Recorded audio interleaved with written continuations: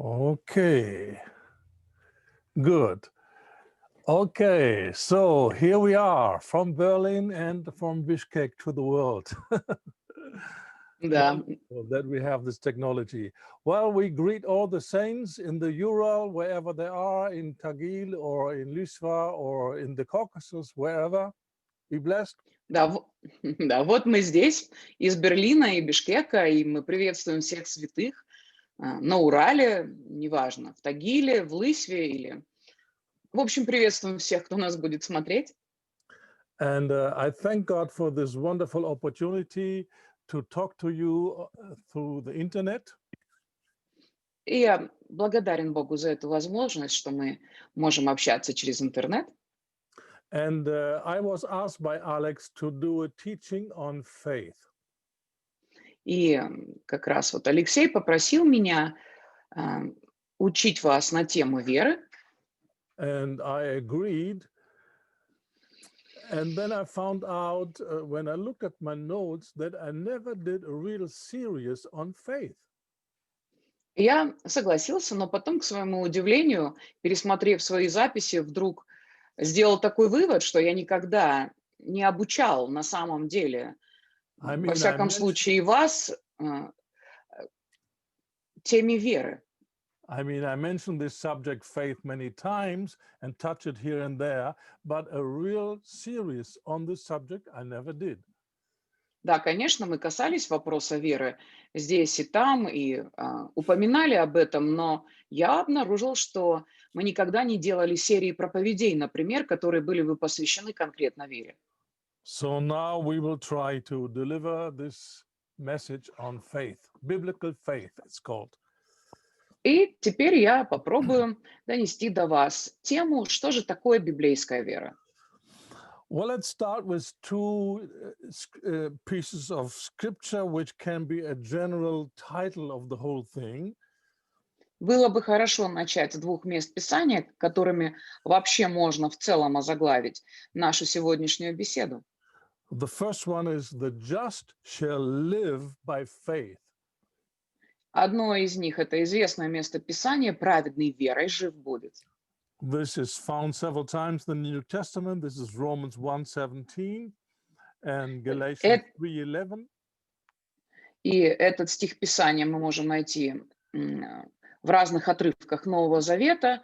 Это, например, Римлянам 1:17, Галатам, Galatians, 3:14, 3:11. And then Hebrews 10:38 as well. И также послание к евреям 10:38. And the second scripture is Hebrews 11:6.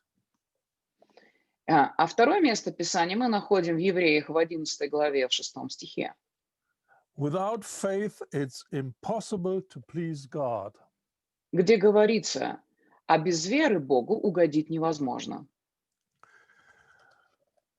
So pleasing God, this is the ultimate calling of every believer, to live a lifestyle that is pleasing unto God.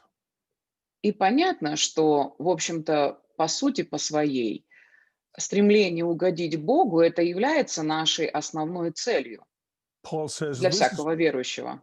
this is what he wants to achieve by his teaching. For example, 1 Thessalonians 4:1. Например, в 1 Фессалоникийцам 4:1 Павел говорит, что он бы хотел достичь именно этой цели через свое учение. Or in Philippians 2:5, he speaks about the mind of Christ that all of us should have. Или в Филиппийцах в 2:5 он говорит о том, что каждому из нас необходимо иметь разум Христов. The mind of Christ is his heart attitude that he had when he walked on earth. И что такое разум Христа? Разум Христа – это отношение сердца Иисуса, которое было у него, пока он жил здесь на земле. And Jesus was always in connection with the Father by the Spirit, and he always tried to please the Father, always. И мы знаем это об Иисусе, что он был постоянно связан с Отцом благодаря Святому Духу и его основным желанием было именно угождение Отцу. In one scripture, Jesus says, I always please my Father Как all the Иисус time. сказал это, Он сказал, «Я во всем угождаю своему Отцу». And this is the way we should learn to live. И, разумеется, нам всем следует учиться жить именно таким образом. This is the true Christian lifestyle. И это подлинный христианский образ жизни. And as we just heard, without faith, this is impossible. И мы только что с вами прочитали в Евреях, где написано, что без веры мы не можем достичь этой цели, то есть мы не можем Богу угодить. So by this we can see faith is not just something that we need from time to time. Let's say we believe God for a car or a home or something. И понятно же нам тоже становится, что вера– это не что-то такое, что мы можем просто по временам иметь, когда нам это нужно, например, когда мы хотим по вере получить машину или какие-то прочие блага, в которых нуждаемся. True faith is required all the time in our whole life, from morning till evening and even in the night. Но подлинная вера, она ожидаема от нас и утром, и вечером, и даже по ночам. So believing God, trusting God is a lifestyle. И верить Богу или доверять Богу– это фактически целый образ жизни. And we want to find out what this means and how does it work. И, разумеется, мы хотим понимать, что это означает вообще и как это работает. If common people talk, they often use the word believe, and they would use it in such a way as, I believe there will be good weather tomorrow morning. Особенно в других языках слово «верить» вообще используется в довольно обширном смысле. Люди говорят, я верю, сегодня будет хорошая погода, и, в общем-то, используют это слово довольно часто. But they use the word believe in a totally different way. They have a totally different understanding when they use it. Но понятно, что обычные люди используют слово «вера», но вкладывают в него совершенно другие вещи, чем говорит нам Писание. And also you can hear people use this saying, believing is not knowing. I don't know if we have this in Russian. Believing Не means знаю на not самом sure деле, about something. насколько это применимо, например, для русскоговорящего мира, но на Западе есть такое у них высказывание или такое, такой вывод они делают. Верить– это значит не быть уверенным. And Это не let's знать see how the наверняка. Bible defines faith. Но давайте с вами посмотрим, как Библия Hebrews chapter характеризует 11, веру. Евреям 11 the first глава. verse, there we find a description or a definition of faith. Здесь мы в первом стихе с вами находим определение, что такое на самом деле вера. And you will see it is totally the opposite of this common saying, believing is not being sure about something. И мы видим, что фактически библейское определение веры абсолютно противоположно тому пониманию веры, которое есть на Западе у обыкновенных людей. Here we read, now faith is the substance of things hoped for, the evidence of things not seen. Итак, читаю вам Евреям 11:1. Вера– это уверенность в том, чего мы с надеждой ожидаем, и подтверждение того, чего мы не видели. Не видим. Another German translation would express it like this: faith is a strong conviction of facts that you don't see. Один из интересных немецких переводов говорит, вера– это твердая убежденность в фактах, которых мы не видим. I like this expression very much. A strong conviction of facts that you don't see. Лично мне это определение очень нравится. Вера– это твердая убежденность в фактах, которые ты просто не видишь. There are many things that we don't see with our eyes, but we know they exist. В сущности, есть много всего такого, о чем мы точно знаем, что это факт, это существует, но мы этого не видим. So the fact that we don't see them doesn't mean they don't exist. Другими словами, если мы чего-то не видим своими физическими глазами, еще не говорит о том, что этого не существует. And the Bible talks about many facts that we don't see, but we can believe in them. Библия утверждает, что существует целая масса таких реально существующих вещей или фактов, которые мы не видим, но в которые мы можем верить. If we continue this teaching, we will see that there's always a tension or a little conflict between the things that can be seen and those things that exist but cannot be seen. И продолжая наш разговор, чуть позже мы сможем с вами увидеть, что всегда существует некая напряженность и некое противостояние между теми вещами, которые мы видим, и теми вещами, которые в реальности существуют, но мы их просто не видим. And according to the Bible, even our feelings that we don't see but we feel them, even those feelings belong to the visible world in contradiction to the supernatural or spiritual world. Интересно, что наши чувства, например, которые мы можем ощущать, которые мы переживаем, но которые мы точно так же не можем увидеть физическими глазами, Библия относит их к категории видимого в противовес настоящим духовным реалиям или фактам, которых мы не видим. So, how can God convince us of certain facts to be sure about certain facts that we don't see? И возникает вопрос, как Бог сможет убедить нас в тех реалиях или в тех фактах, которые существуют, но которых мы не видим.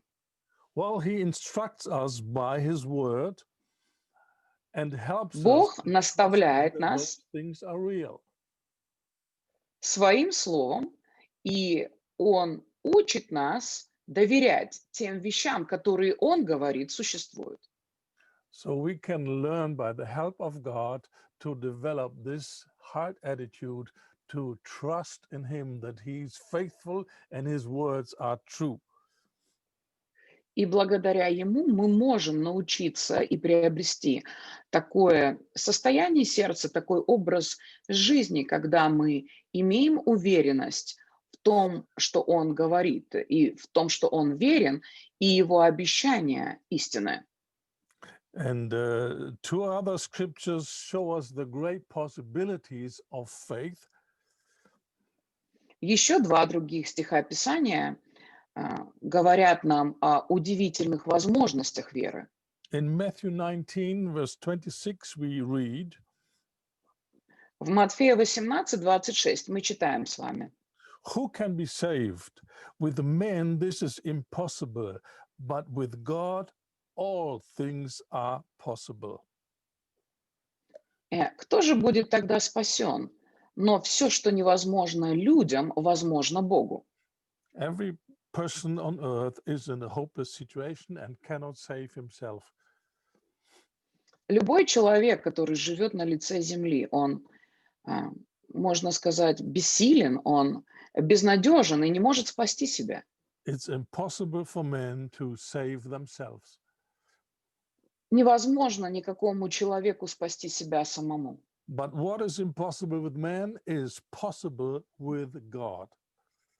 Но все, что невозможно людям, возможно Богу. All things are possible. Все возможно Богу. And then we read Mark 9:23 and we see all things are possible to him that believes. И потом мы читаем Марк 9:23. Mark 9:23, yes. А потом в Евангелии от Марка в 9 главе, в 23 стихе мы с вами читаем, что все теперь возможно верующему. So if we combine those two scriptures, it means through faith we can do things that normally only God can do. И если мы с вами сопоставим два этих стиха, то мы приходим к выводу, что благодаря вере мы сможем сделать такие вещи, которые а, обычно возможно делать только Богу. So faith is not some little weak thing that old people use to hold on because they have nothing else in their life. И понятно, что вера– это не какая-то слабая, какая-то немощная штука, просто за которую держатся пожилые люди, которым уже ничего в жизни другого не остается. But faith is a very powerful thing. Но вера– это мощная штука. By faith, we can do things that normally we cannot do. Верой мы можем сделать всякого рода вещи, которые мы не можем сделать с естественной точки зрения. For example, we could control our thoughts, our fantasies, our feelings. Например, верой мы можем контролировать обычно плохо поддающиеся контролю эмоции, фантазии. э, This is something that people without the power of God cannot do. And this is why they are so frustrated about themselves. Например, наше воображение. И в реальности люди, которые не обладают силой Святого Духа, они не в состоянии себя контролировать и очень часто огорчаются по этому поводу.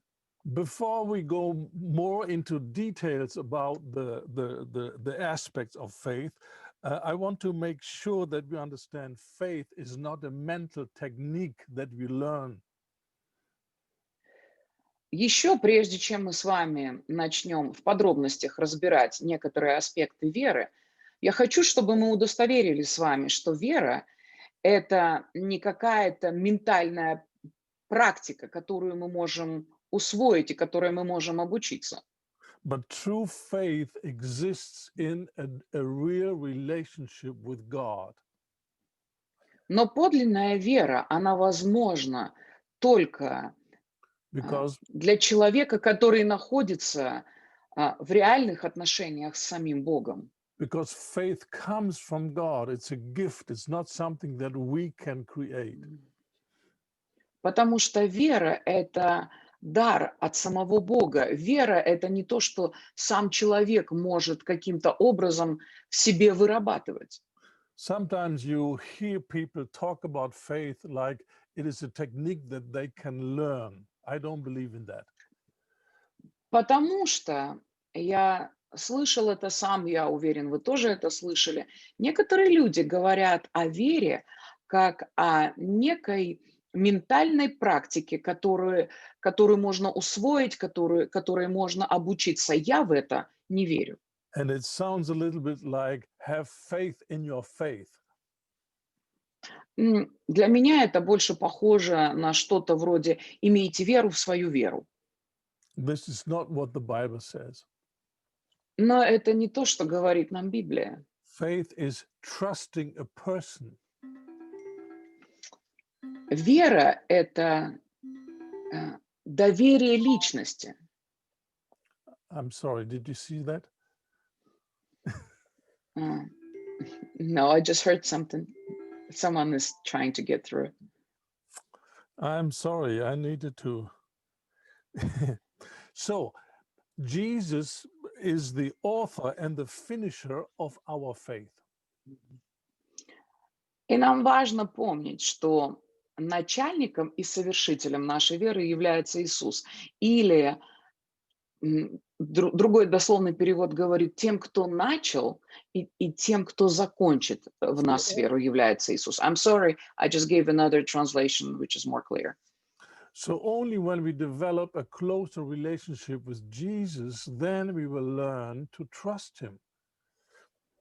И только когда человек начинает развивать личные отношения с самим Иисусом, так он сможет научиться вере и доверию. He's the one that started this whole thing, faith in our life, and he will bring it to completion. Он тот, кто начал веру в нас, и Он доведет ее до совершенства или закончит ее в нашей жизни.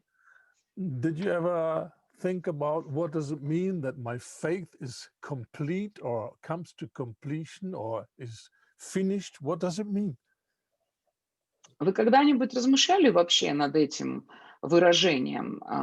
Он доведет нашу веру до конца, он совершитель нашей веры. Что это значит иметь веру законченную или совершенную? Maybe later we will come to this interesting question again, but not now. И я думаю, что позднее мы затронем с вами еще этот очень важный вопрос. I want us to look now at the role of faith in fundamental experiences in the life of a disciple. Я хочу, чтобы сейчас мы поговорили с вами о роли веры в различных фундаментальных, элементарных аспектах жизни ученика. And by doing this, we can learn a lot about what is faith and how does it function and so on. И рассматривая практические аспекты, мы очень многому можем научиться о том, что же такое вера и как она действует. So let's look at the role of faith in salvation and then in receiving the Holy Spirit and justification and forgiveness of sins. Давайте поговорим с вами о роли веры именно в спасении, в том, когда мы принимаем Святого Духа, в оправдании и в прощении грехов. The Bible makes it very clear the door into the kingdom of God is twofold, is repent and believe. Писание делает этот вопрос очень ясным, что дверью спасения, эта дверь, она состоит из двух частей. Это, во-первых, покайся, и, во-вторых, верь. This is what Jesus taught, and this is the door to the kingdom of God. Это то, о чем учил Иисус, и это то, что является дверью в Царство Божие как таковое. So it starts with repentance, and that means a complete turnaround, a surrender, a deep commitment to God. Все начинается с покаяния. Что такое покаяние? Покаяние – это разворот на 180 градусов. Это, это когда человек капитулирует или сдается перед Богом, это когда человек покоряет и отдает себя Ему. And when we give ourselves without any conditions to God and make Him the Lord of our lives, И когда мы вверяем себя без всяких условий в руки Божии и приглашаем Его быть господином нашей жизни, then God supernaturally answers and gives faith in our heart to trust Him, to believe Him. то Бог сверхъестественным образом дает свой ответ, Он откликается на это и наделяет человека сверхъестественной верой для того, чтобы верить в Бога. That faith is a gift of God is clearly expressed in Ephesians 2, verse 8. В Ефесянах во 2 главе, в 8 стихе очень ясно говорится, что вера – это дар Божий. For by grace you are saved through faith. Ибо благодатью вы спасены через веру. And that not of yourselves, it is a gift of God. И это не от вас, Божий дар. Not of works, lest any man should boast. Не от дел, чтобы никто не хвалился перед Богом. So here we see the faith is a gift of God. It's not something that we can make up. Обратите внимание, здесь очень ясно написано, что вера в спасение, например, это дар Божий. Это не что-то такое, что сам человек может производить внутри себя. Sometimes we meet people that try to make up their own faith because they never got the real faith of God in their heart. Иногда встречаются люди на нашем жизненном пути, которые пытаются произвести какую-то свою собственную веру только просто потому, что они никогда не получили настоящей подлинной веры от Бога. And then it goes like this. И выглядит это приблизительно вот так. My pastor said, if you pray the sinner's prayer, if you ask Jesus into your heart, then you will be saved.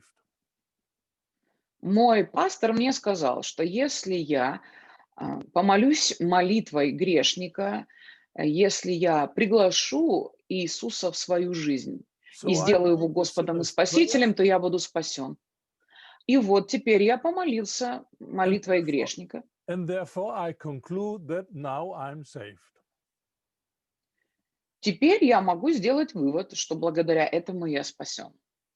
This is just something in the mind. This is a mental understanding or a conclusion that they draw from what they heard. Это всего лишь ментальное заключение или заключение ума, которые делают люди, основываясь на том, что они услышали. These people just assume by a logical uh, understanding, they assume that they are children of God.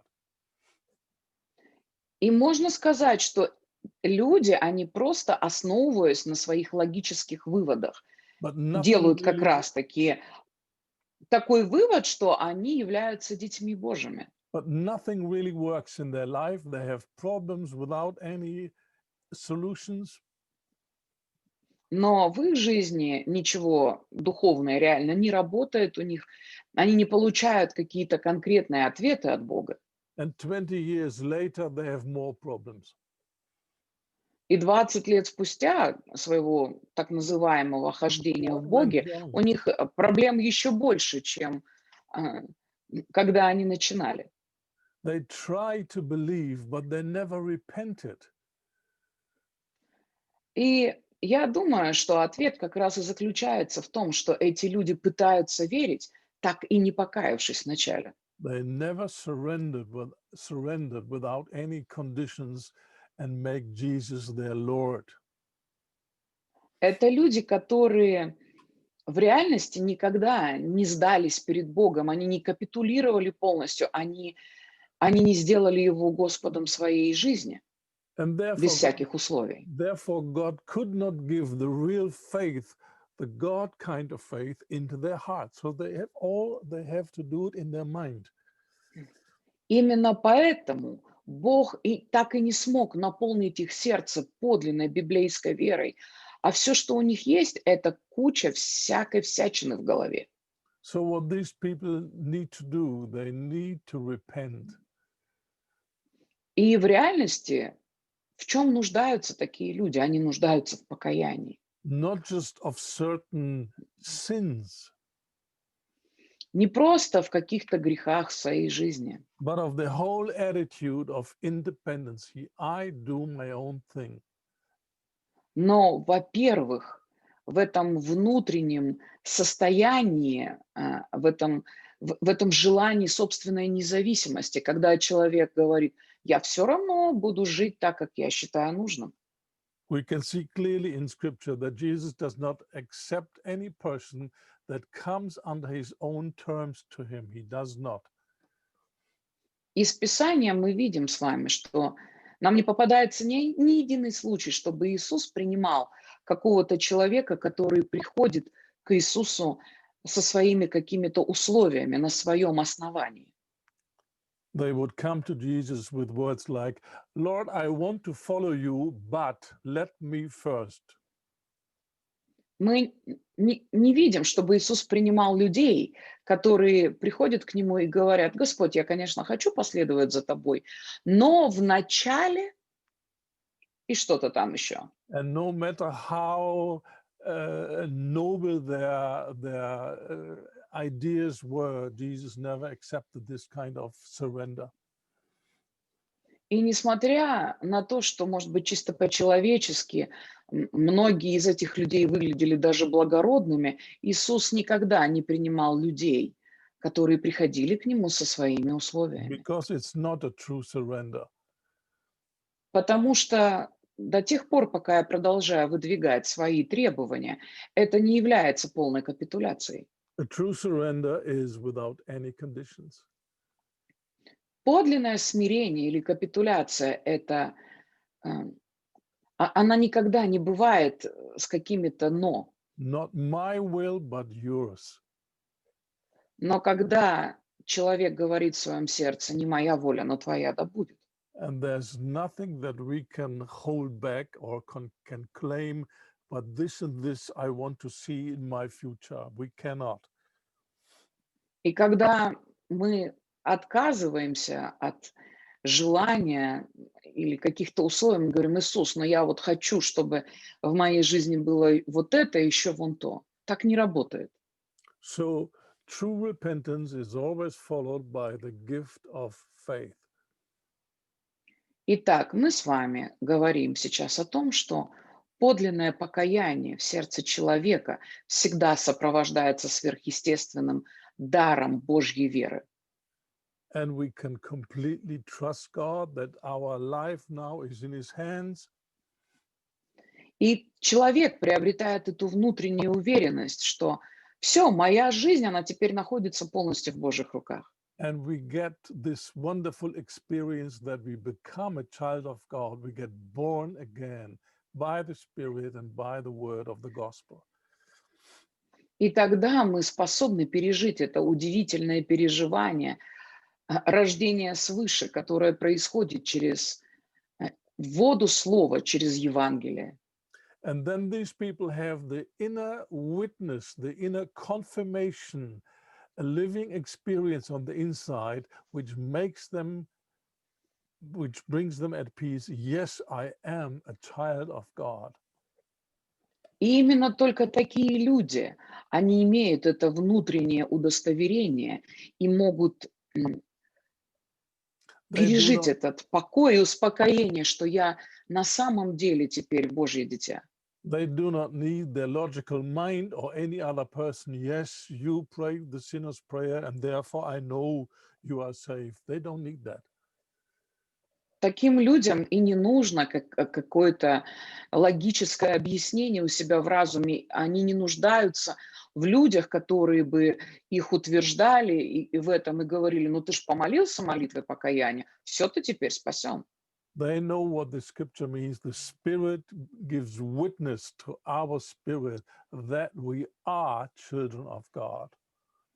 Но эти люди попадают в реальность этого стиха Писания, где говорится, что Дух Божий свидетельствует нашему духу, что мы теперь дети Божьи. We are not hoping to be or to become a child of God. We are. We know it. It's a fact. Мы не, мы не просто хотим этого, мы не просто надеемся на это, мы знаем это просто факт. And even if things go wrong in our lives and we have struggles and problems, there's still deep on the inside this witness of the Holy Spirit. You belong to God. God is your Father. И даже когда что-то идет не так, и в жизни таких людей происходят какие-то там бури, какие-то переживания, все равно это внутреннее удостоверение духа, оно никуда не девается, и человек утвержден в том, что да, я сын Божий и Бог мой Отец. This is what happened to me 46 years ago. Это то, что произошло со мной 46 лет тому назад. I didn't know the Bible. I didn't know anything about the gospel. Я не знал Библию, я ничего не понимал в Евангелии, что это такое, по сути. But I had a powerful supernatural encounter with Jesus Christ. I knew that I knew He exists, He's real, He's God. Но я пережил очень мощную встречу с Господом Иисусом Христом, которая убедила меня, и я знал это внутри, что Он жив, Он реален, Иисус Христос это реальность. And when I had this experience and I was convinced that He is real, I was not saved. И интересно, что я имел возможность убедиться в том, что Он реален, даже когда еще не был спасен. I knew He is the truth.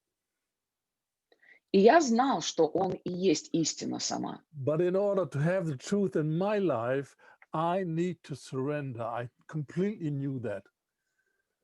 И я понимал внутри своего сердца совершенно отчетливо, что для того, чтобы мне быть с Ним, мне нужно капитулировать и сдаться перед Ним абсолютно. So I was like, I had the devil kind of faith. The devil believed that there's God. У меня, можно сказать, на тот момент была такая дьявольская вера, которая есть у дьявола. Дьявол верит, дьявол знает, что Бог есть. But being convinced that God exists doesn't make you a child of God. Но знать, что Бог есть, и быть даже абсолютно в этом убежденным, не делает из тебя сына Божьего. And at first, I rejected this idea to submit to Jesus so I can have his truth in my life. И потому что вначале я отверг для себя эту идею, что мне нужно смириться, мне нужно покориться и принять истину Иисуса в свою жизнь. Because I wanted the truth, but without surrendering to a person. I wanted to have the truth on my own terms. Потому что я был таким человеком, я хотел, как мне казалось, знать истину, обладать истиной, но при этом мне не хотелось покориться какой-то личности, например, Иисусу. И я хотел обладать истиной на своих собственных And условиях. I was so stubborn and I was so full of rebellion that I even said and wrote down, I will never bow down to Jesus Christ. Never. I rather die. И я был настолько упертым, я был настолько наполнен бунтом, что я это сказал, я это провозгласил, я даже записал это. Я написал такие слова: «Я никогда в жизни не покорюсь Иисусу». Oh, how stupid sin can be. Или, можно сказать, какая декларация глупости греха. But then when I was 1 year later, I was about to die, then I quickly changed my mind. И поверьте мне, год спустя, когда я чуть не умер, вот тогда-то я и быстренько поменял And свое мнение. I cried out to Jesus to save me. И я начал вопить к Иисусу, чтобы Он спас меня. And the first thing he did, he showed me my sins. И первое, что Он сделал, Он показал мне мой грех, He opened различные my грехи. eyes about who I really was. Он открыл мне мои глаза на то, кем я был в тот момент. Just as scripture says, the Holy Spirit convicts the people of the world of the sin not to believe in Jesus. И как и написано в Писании, что именно Дух Святой, Он обличает людей в этом мире о грехе, что они не верят в Сына Божьего. This is the biggest sin, not to believe in Jesus. И, кстати, это самый большой грех. Грех не верить в Иисуса. All the other sins just come from this root. И все остальные человеческие грехи, они вытекают именно из этого корневого So греха. the Holy Spirit convicts us of this independent spirit. I do my own thing. И именно поэтому Дух Святой, Он обличает этот мир о грехе, что они не верят в Иисуса, о грехе этого стремления быть независимым и делать все так, как мы считаем нужным. And I cannot really describe it, but in a split of a second, my whole life just rushed through my mind, and I saw all the terrible and horrible and dirty and mean things that I did in my life. И я на самом деле не знаю даже, как это описать, но в какое-то в мгновение, секунду, в какую-то все мерзкие и постыдные, и грязные, и жестокие вещи, которые я делал в своей жизни, пронеслись у меня перед глазами. I've never seen myself like that before. И, честно сказать, я никогда не смотрел на себя раньше так и, I и не knew what понимал, что я такой. I knew what other people did wrong and how they mistreated me. Я был сосредоточен на том, насколько другие люди были неправы в моей жизни и как они неправильно относились ко мне. Now I see myself as God sees me. Но теперь я вижу себя так, как Бог видит меня.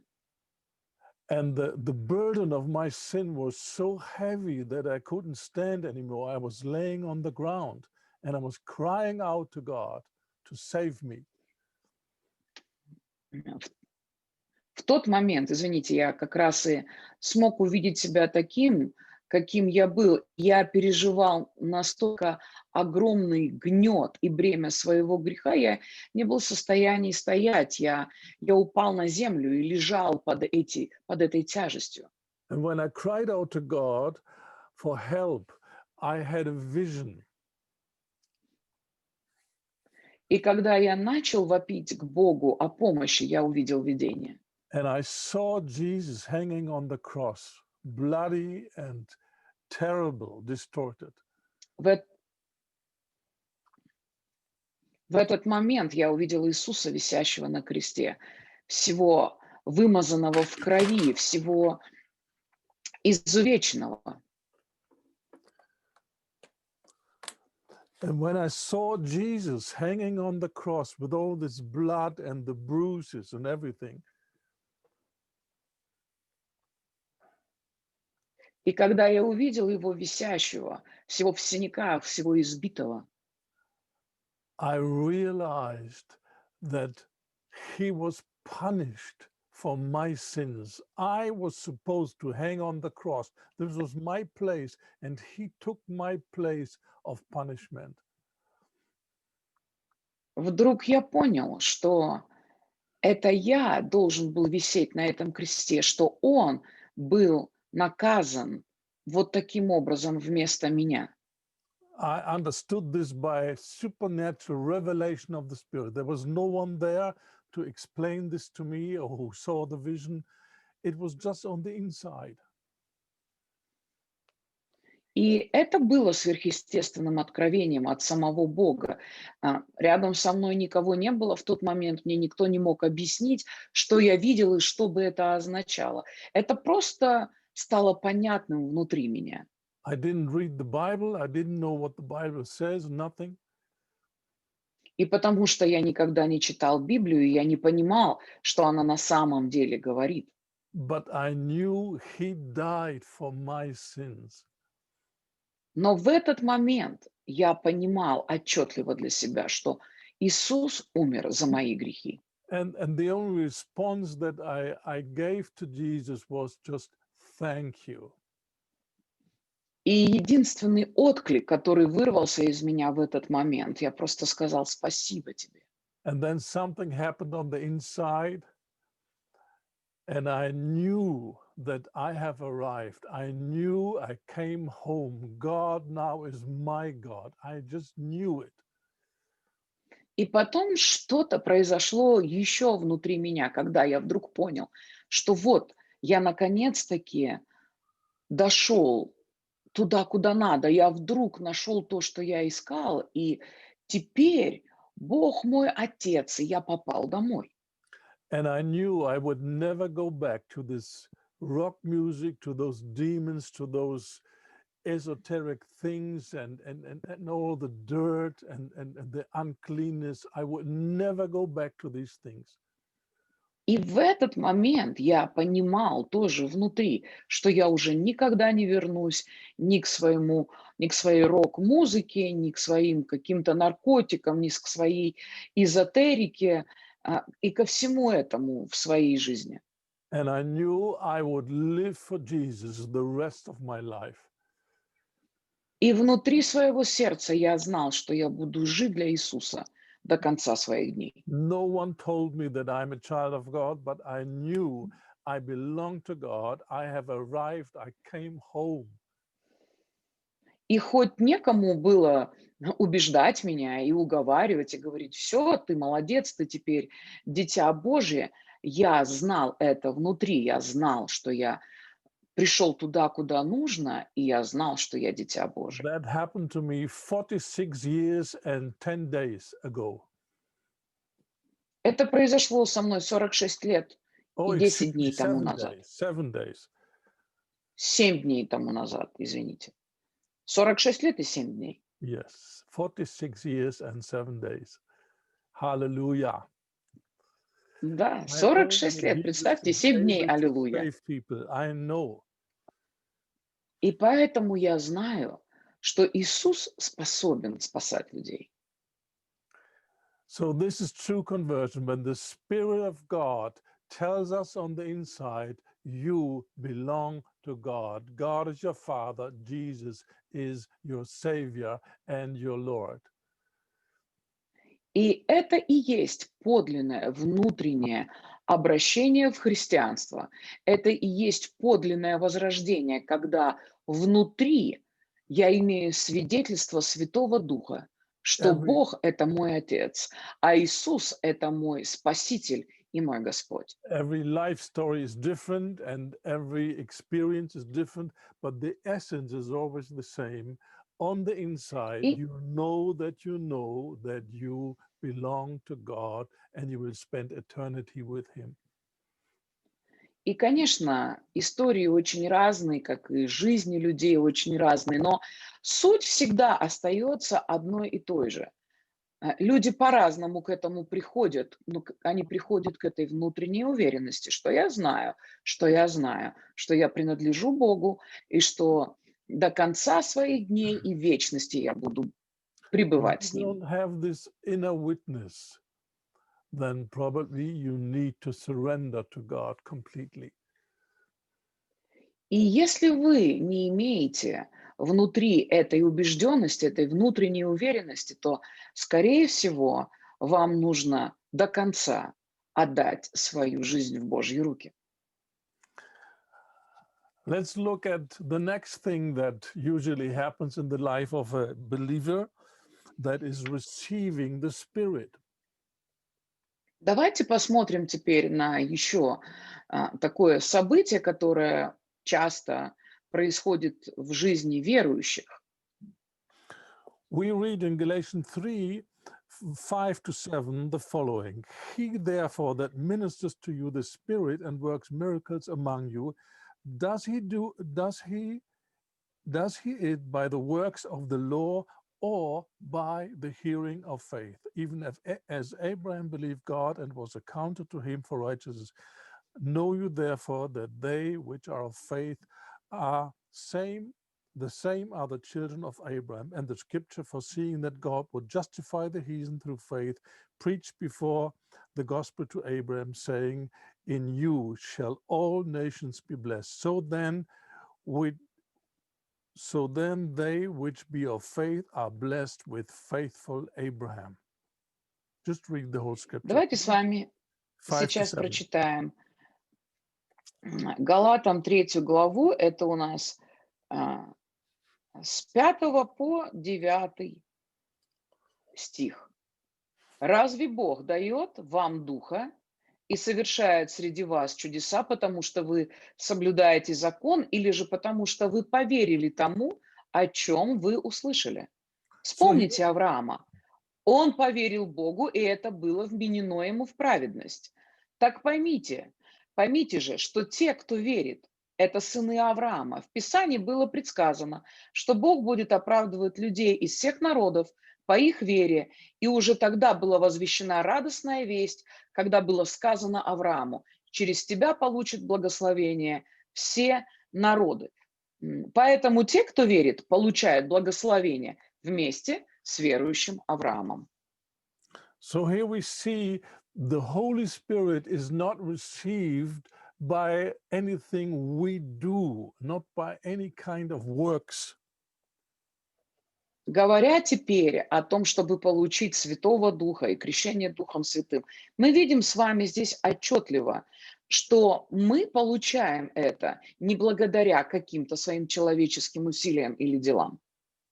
I once ministered in a church and I found out this is a very strange church. Однажды мне довелось служить в одной церкви, которая мне показалась довольно странной. And I asked some questions to the pastor. И я начал задавать соответствующие вопросы пастору. And I found out there's only two people filled with the Spirit in this church. That was the pastor and another lady. И через расспросы я выяснил, что в этой церкви только 2 человека были крещены Духом. Это сам пастор и еще одна сестра. And I asked him, why is that so? И я спросила у него: "А почему у вас так как-то с этим And дело he gave обстоит?" an interesting answer. И он дал мне удивительный ответ. He said, the crowd is not yet mature. They're not ready for this. Он мне сказал: "Ну, остальные, они все еще недостаточно зрелые, они еще не пришли к этому". But the Bible says the only thing you need to receive the Holy Spirit after you became a child of God is faith. This is the only thing you need. Но Писание нам провозглашает, что после того, как ты был, ты обрел спасение, ты был возрожден, единственное, что тебе нужно для того, чтобы получить Святого Духа — это вера. You don't have to mature. You don't have to show yourself faithful. You don't have to wait for anything. Для того, чтобы получить Духа, не нужно показывать какие-то чудеса зрелости, чего-то ждать, When you become a быть child of даже God, верным. then the next thing that should happen is you receive the Holy Spirit. Но как только ты обратился и стал ребенком Божьим, And, следующий твой шаг — это верой получить Святого Духа. and he's not received by works, but by the hearing of faith. И еще раз вам подчеркиваю, что здесь написано, что для того, чтобы его получить, не нужны никакие дела, но, как здесь написано, в 5 стихе нужно просто поверить услышанному. Paul met this group of disciples in Ephesus, Acts 19, and he asked them, did you receive the Holy Spirit when you believed? В Деяниях 19 главе Павел встречается с группой уверовавших людей из Ефеса, и он спрашивает: "А вы приняли Духа Святого верою?" So according to Paul's understanding, the right moment, the perfect moment to receive the Holy Spirit is when you believe. When you come to Jesus, then you should receive the Holy Spirit as well. И, или как там еще написано: "А вы приняли Святого Духа, поверив". Другими словами, в соответствии с мыслями и с пониманием Павла, самый подходящий момент принимать Святого Духа — это как раз сразу же после того, как мы уверовали в Иисуса. And the faith that is necessary to receive the Holy Spirit comes by the Word of God, by hearing the Word of God. И вера для того, чтобы получить дар Святого Духа, как раз-таки и приходит, когда мы слышим Слово Божие. Jesus was teaching about this in Luke 11. В 11 главе Евангелия от Луки Иисус как раз говорит по этому поводу. And first he talked about Luke 11. He talked about the heart of the Father. Вначале он говорит о сердце самого Отца, That would not deceive his son when he's asking for something. который не станет обманывать своего сына, когда тот что-то у него просит. And then he talks about the heart of God the Father to us. И потом говорит о том, как относится Божье отцовское сердце к нам. Luke 11:13. If ye then, being evil, know how to give good gifts unto your children, how much more shall your heavenly Father give the Holy Spirit to them that ask him? Об этом мы и читаем в Луке в 11 главе, в 13 стихе. «Если вы, будучи злы, умеете давать своим детям благие дары, то тем более или насколько больше Небесный Отец даст Святого Духа тем, кто просит у Него». So there's two things we need to do to receive the Holy Spirit. Для того, чтобы принять Святого Духа, требуются две вещи. we need to ask the Father to give us the Holy Spirit.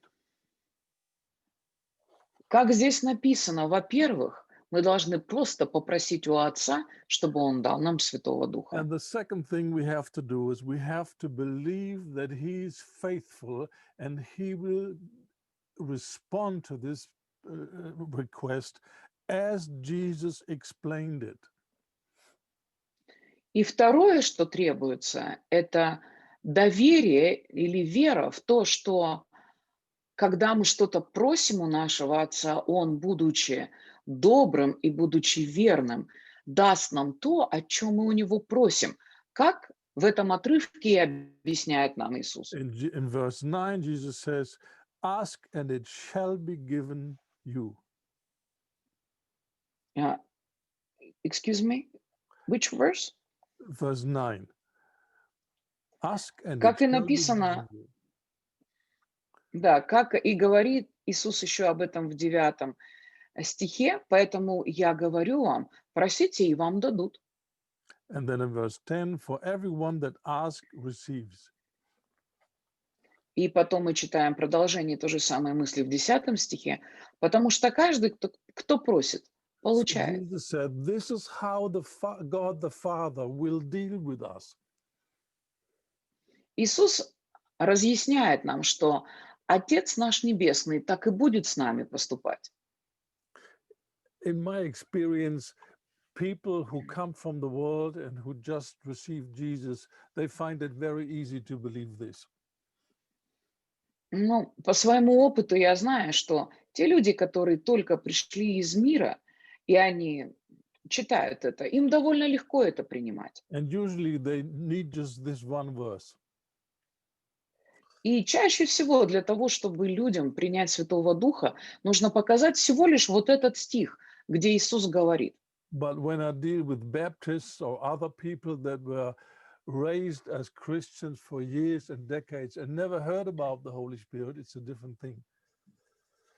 Но когда я сталкивался с выходцами, например, из баптистских семей или откуда-то еще, где люди годами жили в каких-то Because, идеях, но никогда не слышали о Духе Святом, это довольно-таки другая ситуация с ними. because their religion has taught them to mistrust God.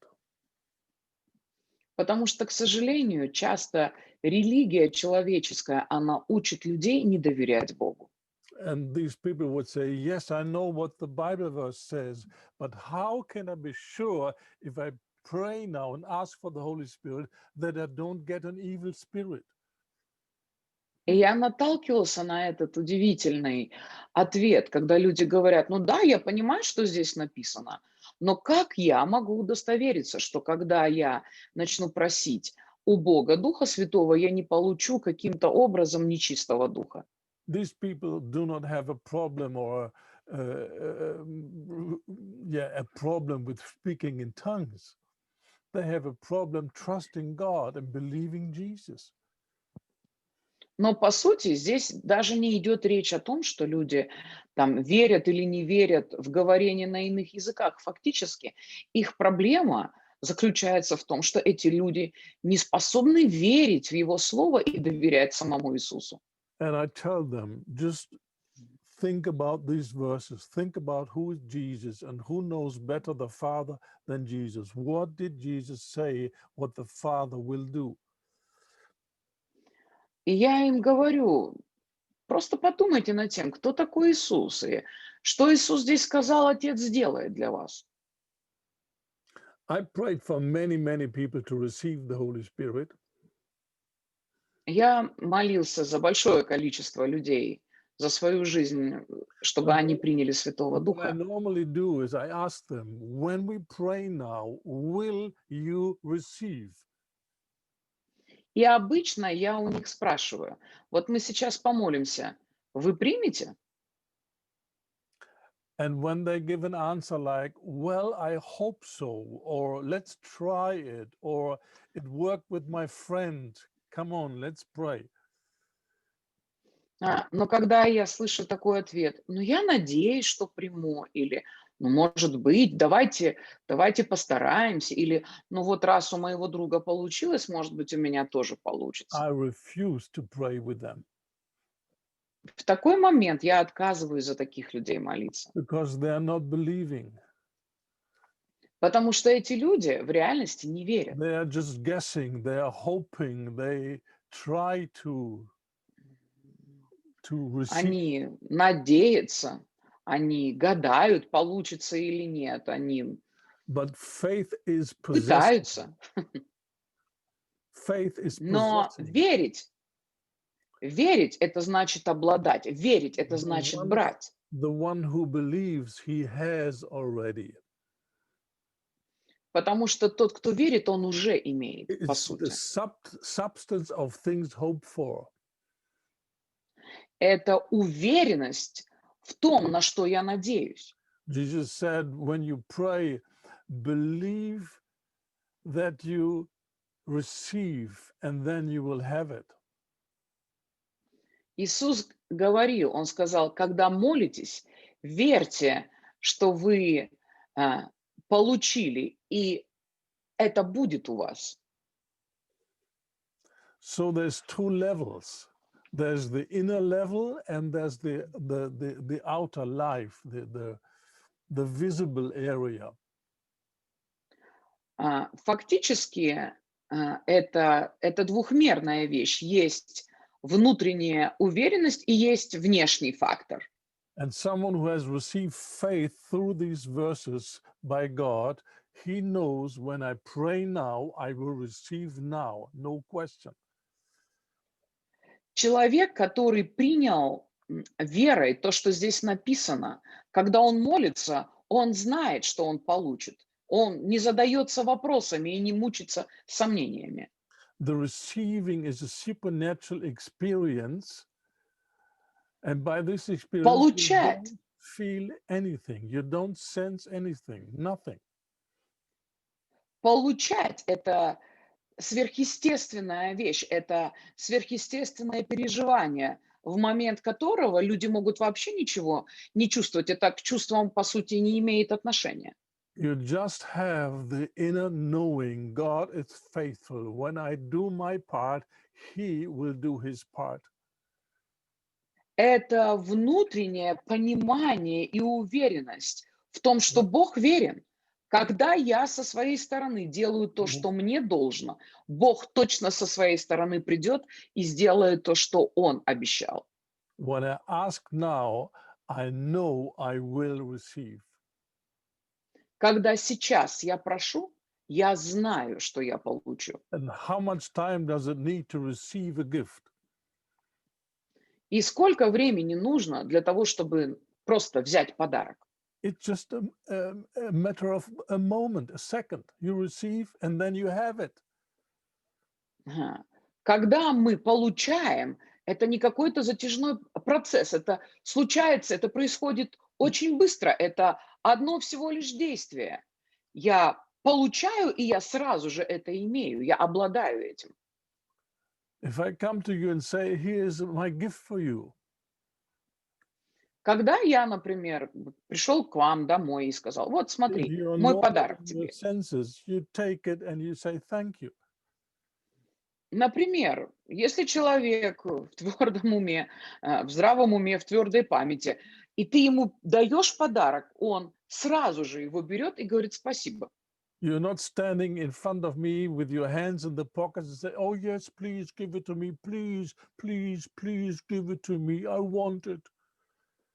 Никакой человек, когда ему говорят: "Вот тебе подарок, держи", он не кладет руки в карман и не ноет, и не говорит: "Ой, конечно, конечно, пожалуйста, дай мне его сейчас. Конечно, конечно", с руками в карманах. No, you just take the gift and you say, thank you. That's all. Когда нам передают подарок, мы протягиваем руки, берем этот подарок, And, моментально им обладаем и говорим спасибо. and this is the same with receiving by faith from God. И это абсолютно точно так же работает, когда мы по вере получаем что-то у Бога. You receive it by faith and then you have it. Ты просто принимаешь это верой, и у тебя оно есть, и все. We have many things in our house that came through prayer of my wife. В нашем доме есть много всяких разных вещей, которые пришли в наш дом по молитвам моей жены. The latest thing was a certain machine for doing kitchen work. I can't explain what it is. Последнее наше приобретение — это какой-то бытовой кухонный прибор, действие которого он, судя по всему, не знает. It can cook, it can bake bread, it can make a salad, it can do all kind of things. В общем, какая-то продвинутая мультиварка. It's a wonderful Она thing. печет, варит, And салаты готовит. Короче, she was извините. waiting, she was asking for this thing for, I don't know, for 2 years or something. И я не знаю, моя жена 2 года за это молилась и ожидала. Я And точно it's не знаю. very expensive. И, такая штука стоит приличных денег. And I said to her, I think it costs too much. И я ей говорю: "Ну, что-то, дорогая, мне кажется, это неоправданно дорогая вещь".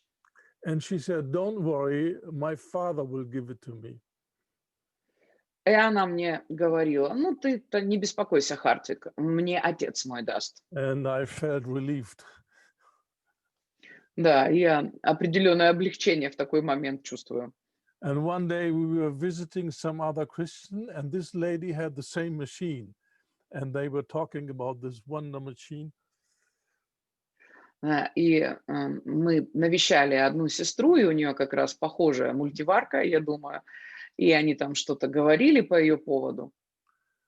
And my wife said, yes, I like this machine. And I know very soon I will get this machine. И моя жена говорит: "Да, мне тоже вот такая штука очень нравится, и я знаю, что скоро она у меня будет". And this lady didn't understand that my wife was talking about her prayer for this machine. Мгм. И было немного потешно, потому что, судя по всему, сестра, которая слушала вот такие слова моей жены, не совсем понимала, о чем идет речь. Она как-то не понимала, что моя жена, видит ее, духовными глазами, что она Mhm. ее, получит по молитве. Because my wife said, I ordered this thing and it's on the way, and very soon I will have it. Потому что жена моя сказала: "Ну, я ее уже заказала, и она в пути. Скоро она дойдет". And this other lady was happy for her that soon she will have this machine as well. Да, и, эта другая сестра, которая нас у себя принимала, она тоже обрадовалась, что, ну, раз заказ сделан, значит, уже скоро все дойдет. And a few weeks or 2 months later, she got the machine. She got it. И спустя сколько-то недель, может быть, 2 месяца прошло, I моя mean, жена на самом деле получила эту мультиварку. there are many things in our house that I could show you that came as an answer to prayer. И много таких вещей есть в нашем доме, которые я мог бы вам показать, и которые просто являются самым обыкновенным And ответом на when молитву. you know in your spirit, God grants you this gift and you ask for it in faith, then you have it, although you cannot show it. But it's on the way, it's coming. И вы же понимаете, что это такое? Это когда ты попросил у Бога, и ты по вере знаешь, что Бог даровал тебе ответ на твою просьбу, несмотря на то, что ты не можешь эту вещь никому показать еще пока что. Внутри сердца своего ты знаешь, что она уже твоя. This is what Jesus said. When you pray, believe that you receive it.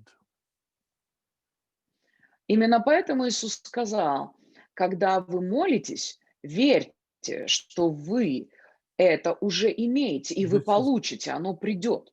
this is Mark 11:23. Это Марка 11:23. Yeah. If you pray, believe that you receive now, and then you will have it. Future.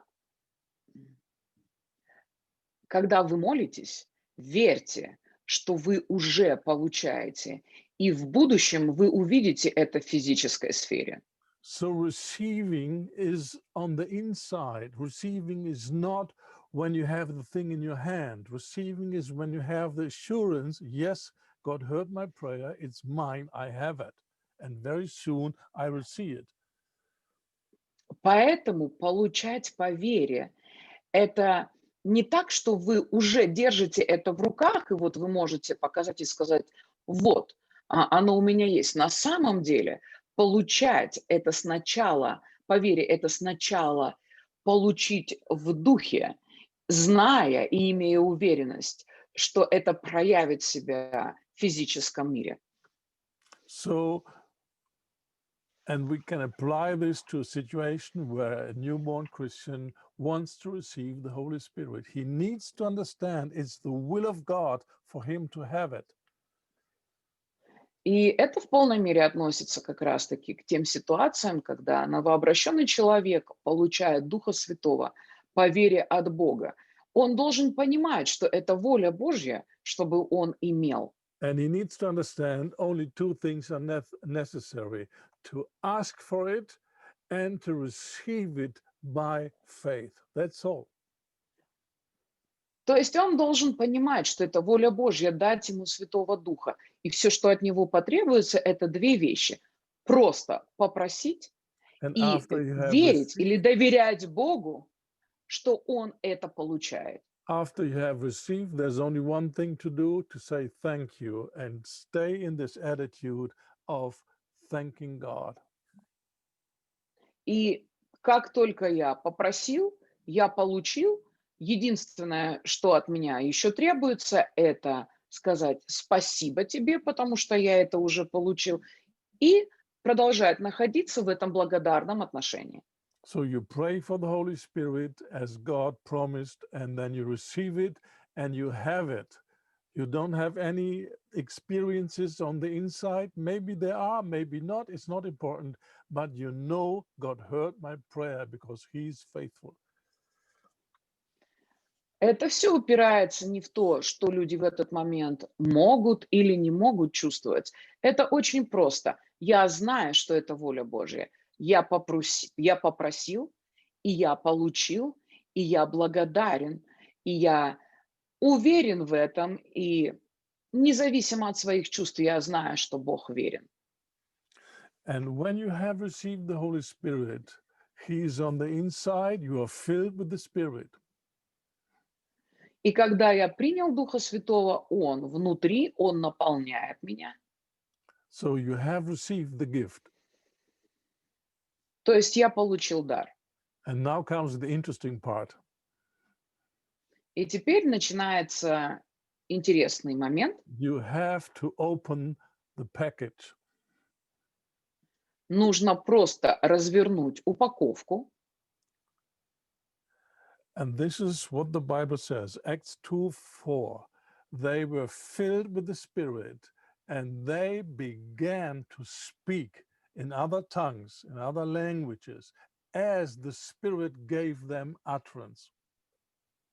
И как написано в Деяниях 2:4, и как только они получили Святого Духа, они стали говорить на иных языках, как Дух давал им говорить. Look carefully what the scripture says. They were filled with the Spirit. Обратите внимание, что говорит нам Писание. Они получили Духа, они были наполнены Духом. And what happened then? И что после этого произошло? They began to speak, Они начали говорить. but they didn't speak their mother tongue. They spoke in new languages. Они не начали говорить на родном языке, они начали говорить на незнакомом That языке, were given by the Spirit. который давал им говорить Святой Дух. So here you see this whole thing, receiving the Spirit, speaking tongues, has two sides: is your side and God's side. И опять-таки обратите внимание на то, что В принятии Святого Духа есть две составные части. Одна, которая принадлежит Богу, и есть еще часть, которую должны делать вы. And the same principle applies to many, many other situations. И, в общем-то, такую модель мы видим в разных ситуациях, в разных вопросах. And the rule is if I do my part, I can trust that God will do his part. И правило во всех этих ситуациях одинаковое. Когда я делаю то, что я должен сделать со своей стороны, я This могу доверять Богу, что Он сделает то, что должен сделать Он со this will своей. work with tithing and with many other situations. Это работает в сфере десятины приношений и в многоразличных вопросах. We do our part and we trust that God will do his part. Мы делаем со своей стороны то, что предписано нам, и доверяем Богу, что Он со своей стороны сделает свое. So therefore, faith needs an action. Именно поэтому вера всегда требует действия. If there's no action, then we show that we don't really trust. Когда мы не поступаем по нашей вере, фактически мы демонстрируем, что доверия как такового в нас, в общем-то, и нет. They were filled with the Spirit and they began to speak. А в этой ситуации это работает так. И они исполнились духом, Бог наполнил их духом, и они начали говорить. If you are filled with the Spirit, then the ability to praise God in new tongues is already in you. Если ты получил духа, то способность прославлять Бога на иных языках уже есть внутри тебя. And the disciple that has just asked for the Holy Spirit should know it and should thank God for it. Thank God I'm able now to speak and to praise in new tongues.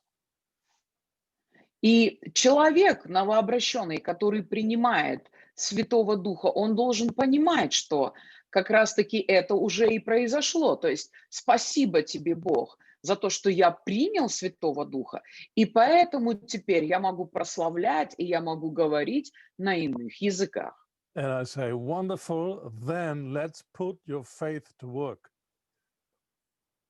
И я говорю в такой момент, как замечательно, теперь давайте начнем практиковать нашу веру в делах. Now you begin in faith to speak in tongues. Теперь вы начинаете со своей стороны по вере говорить на иных языках.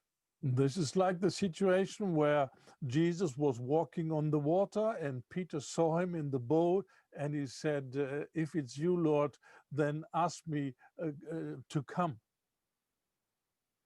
Очень похожая ситуация, когда Иисус шел по воде, и Петр, который увидел, как Иисус идет, он сказал: Господь, а теперь ты скажи мне и дай мне тоже ходить по воде.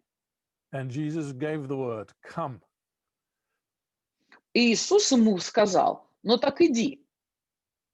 And Peter believed him. Петр поверил ему. And because he believed him, he put some action to his faith. И потому что он поверил, он начал поступать по своей вере, он начал делать определенное действие. He did not sit in the boat and says, yes, I believe, I believe, I believe. Now help me to walk on the water.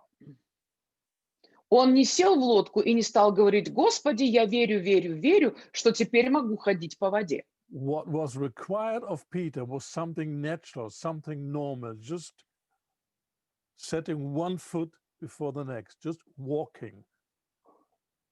Но в этот момент от Петра требовалось нечто совершенно естественное или соответствующее его вере. Нужно просто было начать шагать и переставлять свои ноги.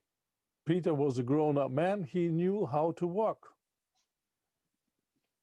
Петр был взрослым человеком, он знал, что такое ходить. And Jesus just expected him to do what he is able to do.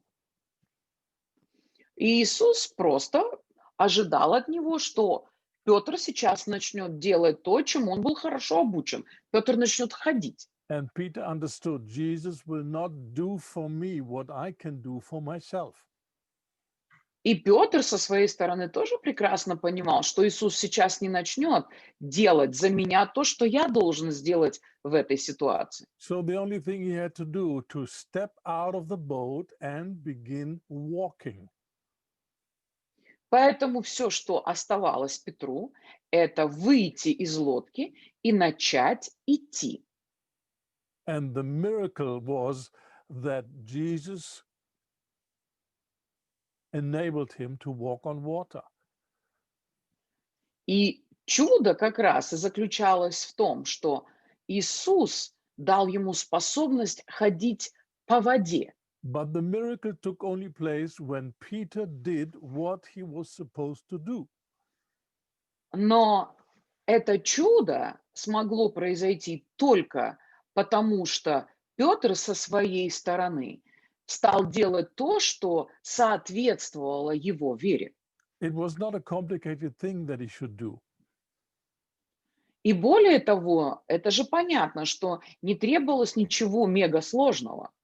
This happened thousands of times before. The boat reaches the shore, he steps out of the boat and walks on the beach.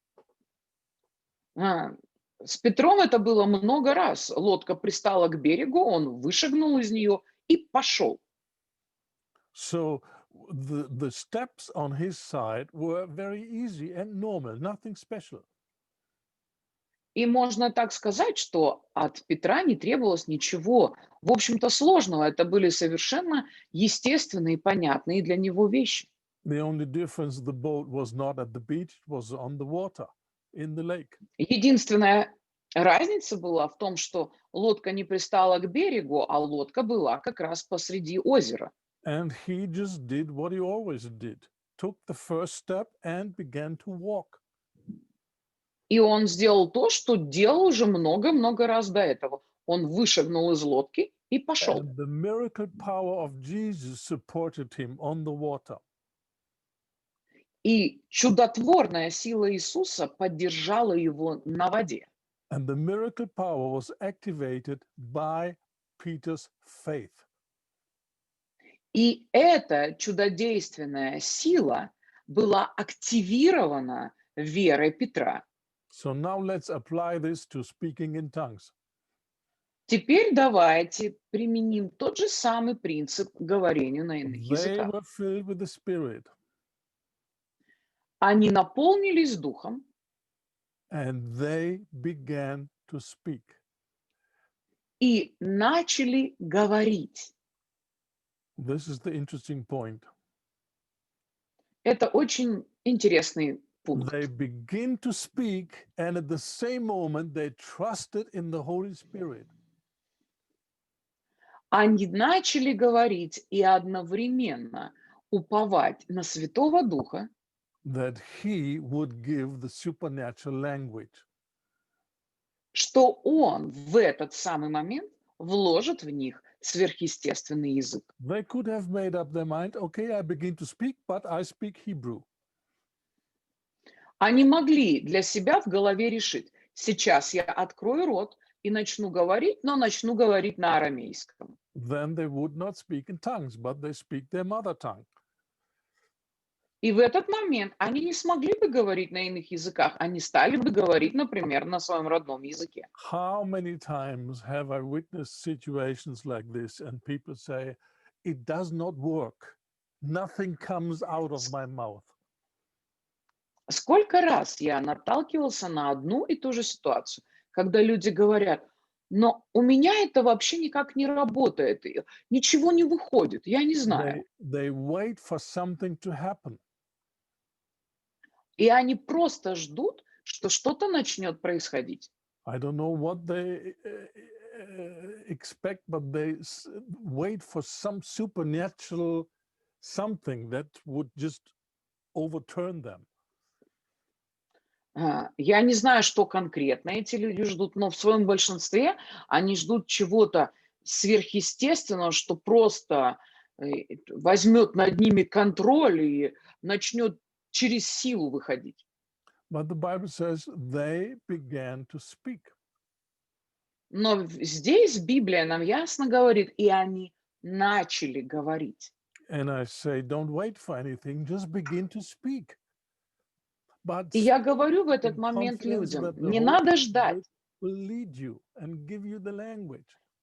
не надо ничего ждать, надо просто начинать говорить и одновременно полагаться на Святого Духа, что Он даст говорить нам те слова, которые Он вкладывает в нас. And I saw people then in their mother tongue, thank you, Jesus, thank you, thank you, thank you, yes, thank you for giving me the Holy Spirit, thank you. И потом я видел, как люди говорили на своих родных языках: "Спасибо, спасибо". Они начинают тараторить и говорить: "Спасибо тебе, за то, что ты мне дал Духа Святого".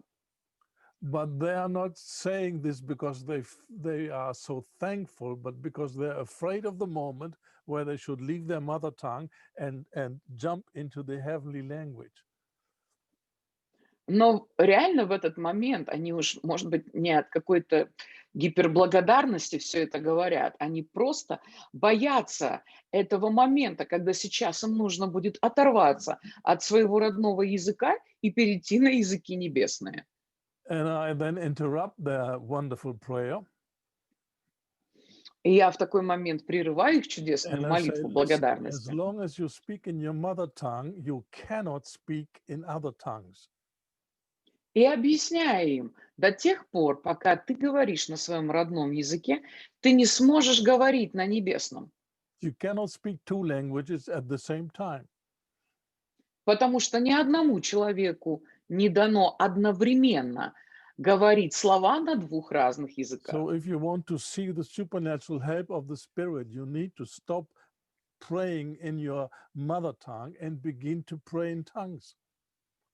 Именно поэтому в этот самый момент, если ты хочешь увидеть, как Дух Святой дает тебе что-то говорить, надо просто оставить свой родной язык и говорить на том, что дает тебе Святой Дух. And then I hear things like, but I cannot speak in tongues. А люди потом говорят: "Ну так я не умею говорить на иных языках". I said, yes, you can, "Нет, можешь", отвечаю. because the Spirit gives you the language. Just trust Him. Потому что Дух, Он дает этот язык. Give Him an Просто opportunity. доверься Ему.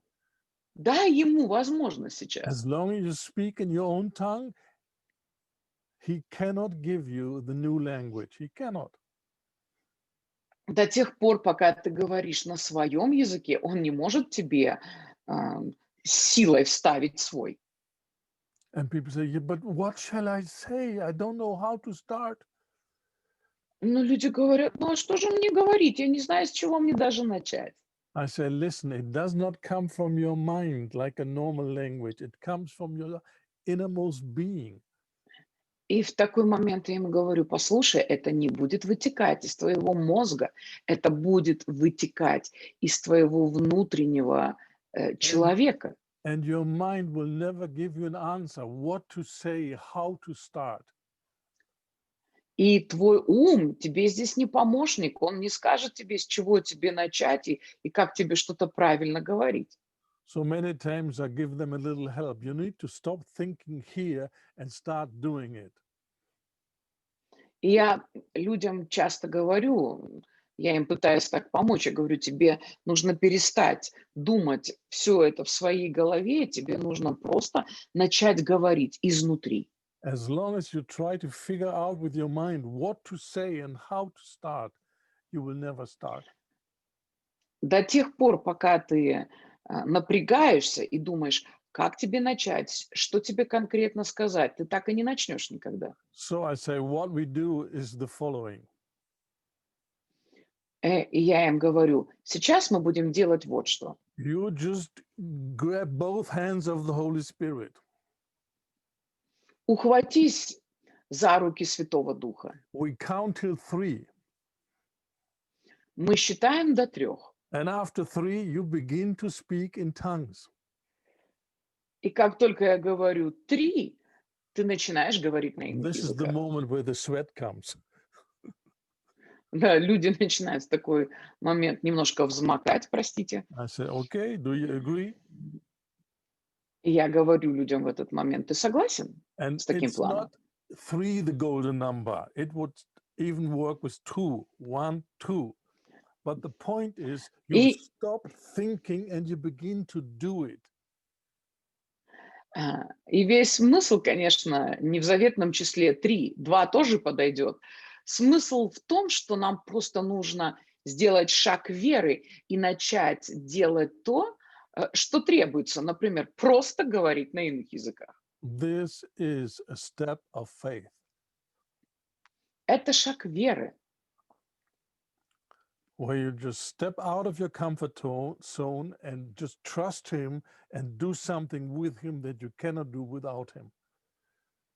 Это когда мы выходим из нашей зоны комфорта, из нашего безопасного такого состояния, и мы доверяем ему, и мы начинаем делать то, что соответствует нашей вере и доверию.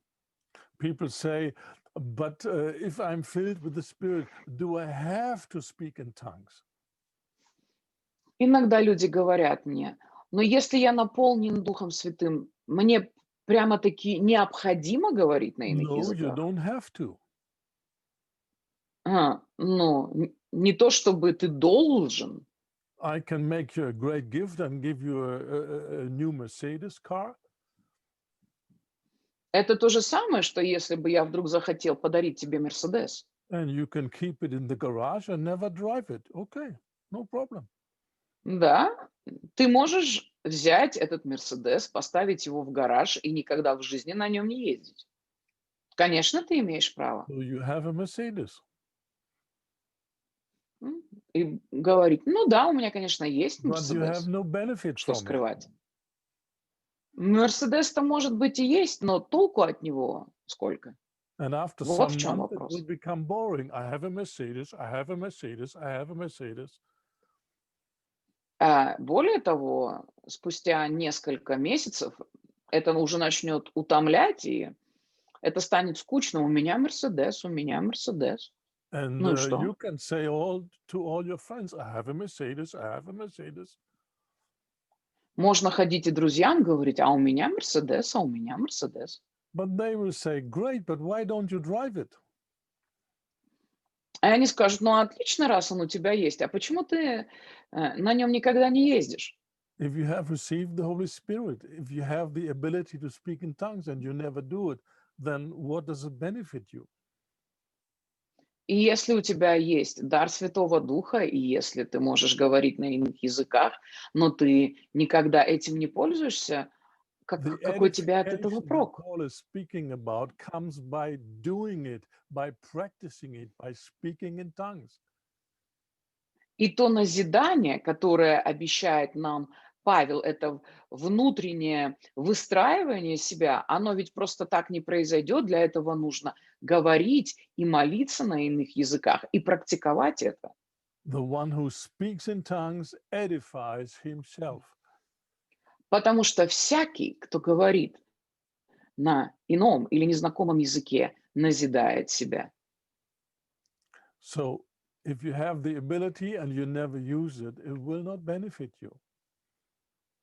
Поэтому даже если у тебя есть такая способность говорить на языках, но ты ей не воспользуешься, то это не принесет тебе ровным счетом никакого блага. And at this crucial moment, I hear answers like, it does not work. И в такой важный момент я слышу часто такую реакцию: "Ну, не работает у меня, не работает". Or there is no language coming forth. Нет, никакой язык не выходит что-то". I say, no wonder, because you don't start speaking. Я говорю: "Ну, а что удивляться? Почему бы не начать говорить уже наконец?" If you don't start speaking, no language will come. Если не открыть рот и не начать говорить, никакой язык и не выйдет. People want to have the assurance, I have the language, and then they want to speak, but it doesn't work like that. Да, людям часто хочется иметь уверенность, что они уже могут говорить, а потом говорить, но так не получится. So, with this example, we learn this powerful principle: faith without works is dead.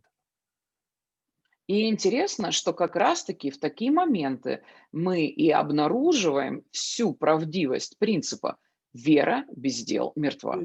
It will not produce any results. Вера без практического применения не принесет никакой пользы и никакого результата.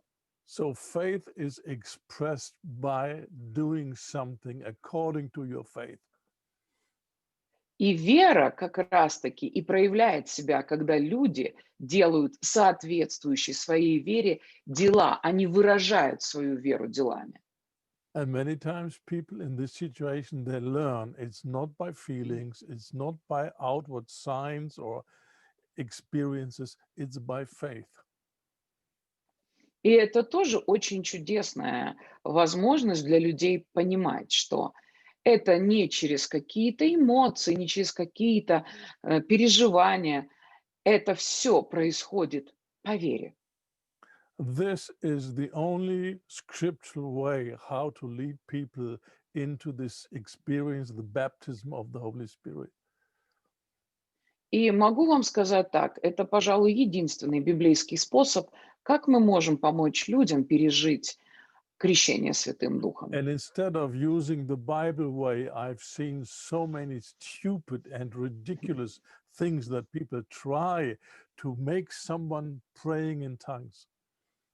И, но, к сожалению, я, конечно, видел, как люди пытаются использовать разные, вовсе не библейские варианты и методики для того, чтобы кого-то заставить или побудить говорить на языках.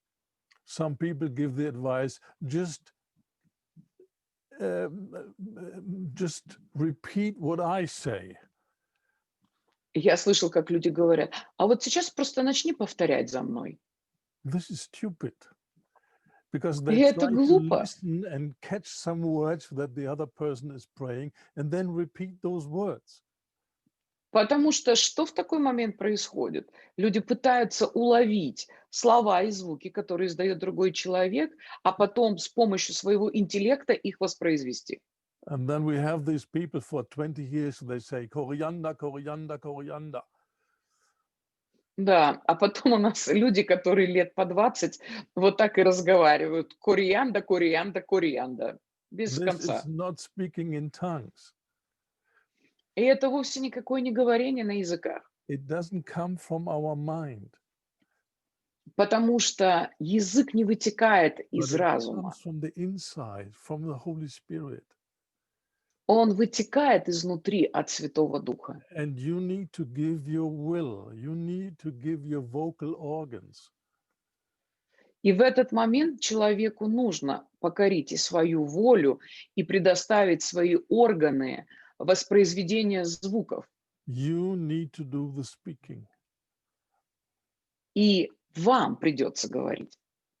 And the supernatural part is the language that the Spirit is giving in the moment when you jump.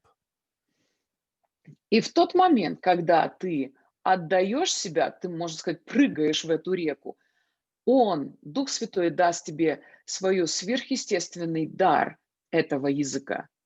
Just the other week, I had a lady on the phone, and she said she made fun of this concept. А, На прошлой неделе буквально я разговаривал с одной женщиной по телефону, и она изрядно надсмехалась над всем тем, о чем мы сейчас говорим. And she said, "Yes, of course, I could just say blah blah blah blah blah." И она мне говорит, ну, конечно, я тоже могу вот так, как вы, бла-бла-бла-бла-бла.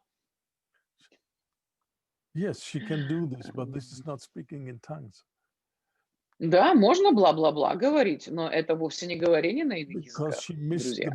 the main part, which is trusting the Holy Spirit to do His part. Потому что она как раз и упускает из виду эту очень важную часть, когда я доверяю Святому Духу, что в тот момент, когда я делаю свою часть, Он сделает свою.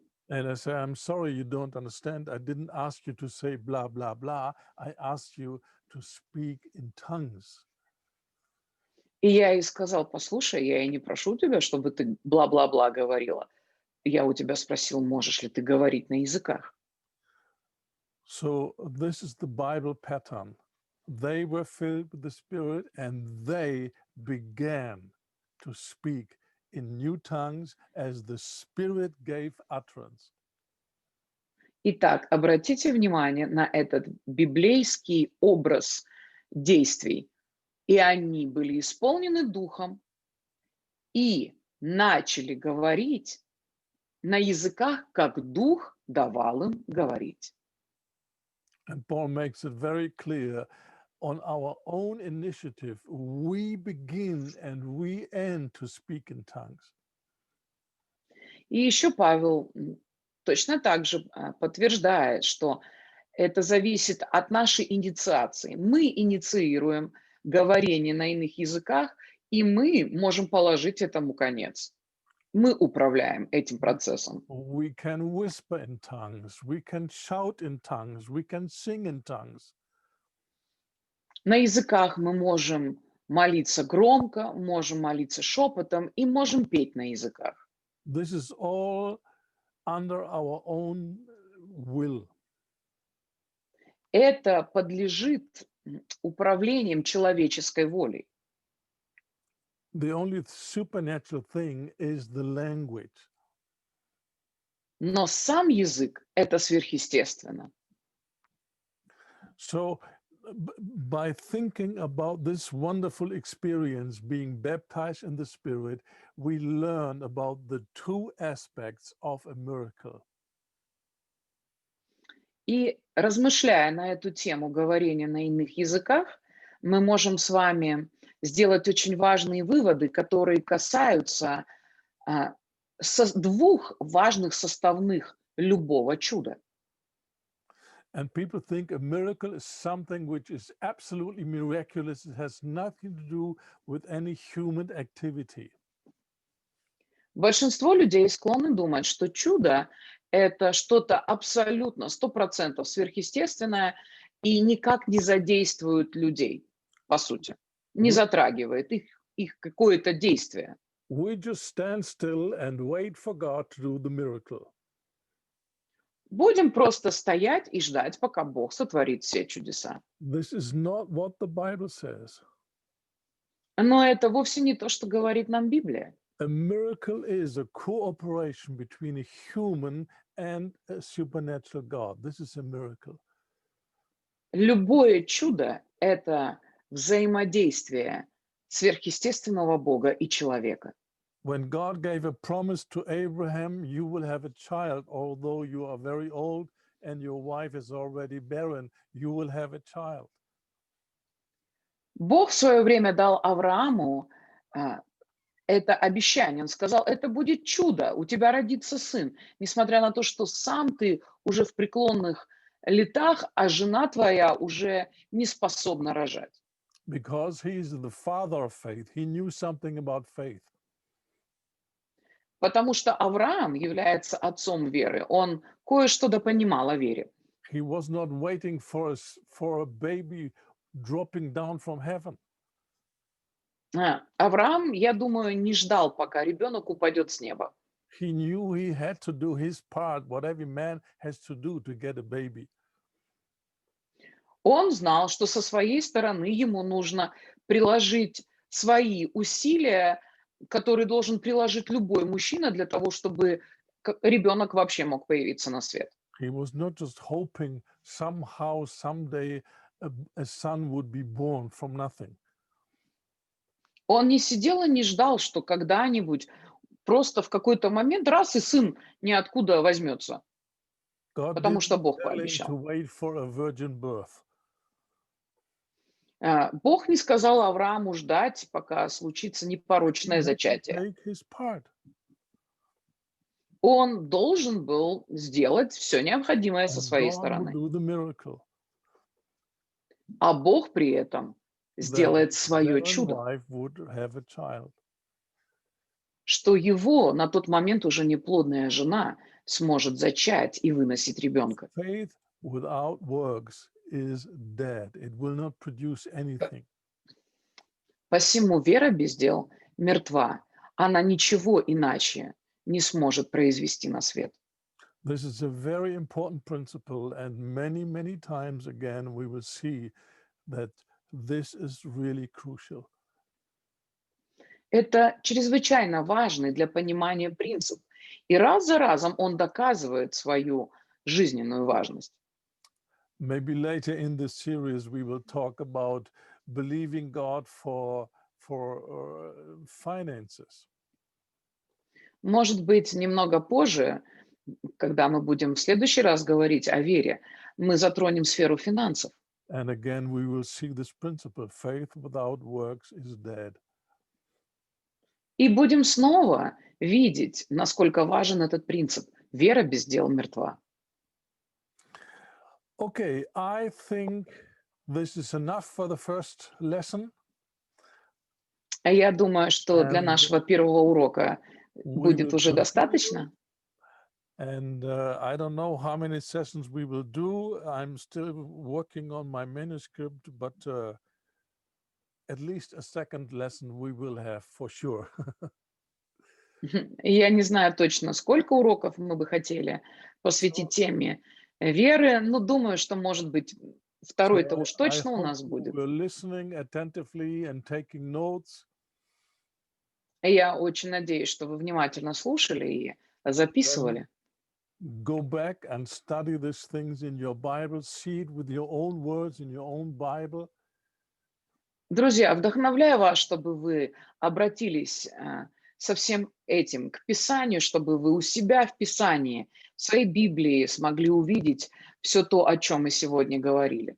And don't forget, it's not a certain mental technique that we learn, but we want to learn to trust a faithful person. И помните, это не ментальные техники, это наше желание научиться доверять верной личности. And the number one reason why we want to learn to trust God is because we want to live a lifestyle that is pleasing unto Him. И мы говорим с вами, и снова к этому возвращаемся, о том, что мы хотим иметь веру, просто потому что мы хотим прожить жизнь, которая будет угодна Ему. So thank you for listening. God bless you and see you again next time. Спасибо, Bye-bye. что вы нас слушали. Благословит вас Господь и до следующего раза. До свидания.